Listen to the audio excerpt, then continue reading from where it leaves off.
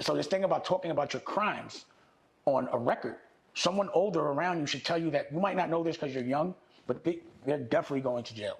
If you're talking about your crimes, you're going to jail. So I wonder why Todd could have said something. He knows, I know he knows what's going on. Just because he's white doesn't mean he doesn't know what's going on. It's the reason why he signed it. And then I wonder, did he have an insurance policy on him? Whether he dies or goes in jail, how much money he would make. And then I look at who raised him, it's Lil. And that's where that YSL shit is going on. So Todd got one that's now in jail, and Lil got one that's going through it right now. And then I look at all the other people where nepotism was practiced. They all have artists that either have been killed or they're in jail. And I think to myself, I'm like, damn, is this like turned into like some kind of like police organization? Because if someone's making money, like someone's giving, like the record company gives the money to an artist that they know is doing things in the street and maybe giving that money to other people to do things that are illegal, how come the record company's not responsible? If someone gets convicted for a crime based on what they said in their raps that the record company that funded it pushed, why does that record company still get to keep the money? I'm just thinking. These are my thoughts. And maybe it's because of my PTSD and, you know, when I think about the destruction and the pattern, like, God damn. So now Lil Durk's in jail. I think NBA Youngboy's in jail. Puff is in jail. Fat Joe went to jail.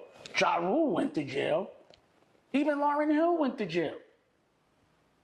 Is going to jail one of the things, like when you're in the street, or at least anyone that's really in the street, you know that there's a really like maybe a 90% chance you're gonna have to do a bid at some point. So you shouldn't be mad when you get caught. You know it's part of the game. In this thing of hip hop, you're taking someone that just came from the street without telling them the rules of not being in the street and putting them in front of a camera where dopamine makes you high enough because you feel good that people are reacting to what you're saying to make you say things you wouldn't normally say. Sometimes I'm looking at people get interviewed and I can see the dopamine kicking in and they start saying things that are going to hurt them later. And I'm like, they're high on the dopamine. And I just feel like as an executive, someone that's been there so long, that's seen all of this, like for me, number one, the reason why I named the Philly Crew State Property is because every one of them had a case at one point. I was just going to all their court cases and all of that. It was just like, y'all just all in jail all the time. And what happens to me, when I get money with somebody, they're a certain kind of family. That's why I only like to get money with people I know aren't doing crazy things. So if they have a case, like when Beanie had a case, I was at his trial. I lived in New York. His case was in Philly. I drove up there with the business, the people that were making money from him. I drove up there with them every single day just to make sure he got a fair trial. Because he's my family, because we getting money together, because my family's eating off the money that we made. There's always an appreciation for that pause type of connection. So I made a movie, a documentary about the trial. We all bought suits and went and bought fedora hats just so he felt supported, because that's what your family does. And I wonder, is Todd going to give that kind of support? If he has to go, because I really don't know what's going on. And I just wish that it would stop, but I just hate that they benefit so much from it. That if you look at where the money's coming from to fund certain things when it actually happens, it's from the record sale. All the problems that are happening is because you're putting someone from the street in front of a camera, and that person may disrespect someone from the street. They get in front of a camera and they react like they're not in front of a camera. They're going with their instincts based on where they grew up and their environment. No one gives them that talk like, yo, once you get in front of a camera, it is over. And for anybody that's not getting that talk, you cannot be doing illegal things. If the person's making money off you is not telling you this, I'm gonna tell you. You can't do illegal things and talk about it. You just can't do it. And I'm quite sure that it's not even people listening anymore. It's probably AI or something that any word that you say, killing, this, that, any slang, any code, it's probably a trigger that is a Fed alarm.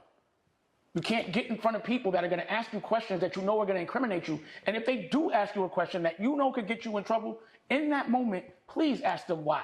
Are you asking me that knowing that that can put me or my friends in jail?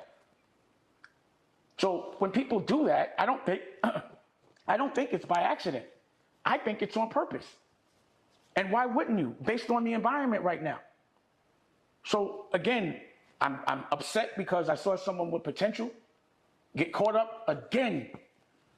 Another artist that I met, that I tried to give some advice, that got caught up in someone else's agenda. And now someone's like, we got him too.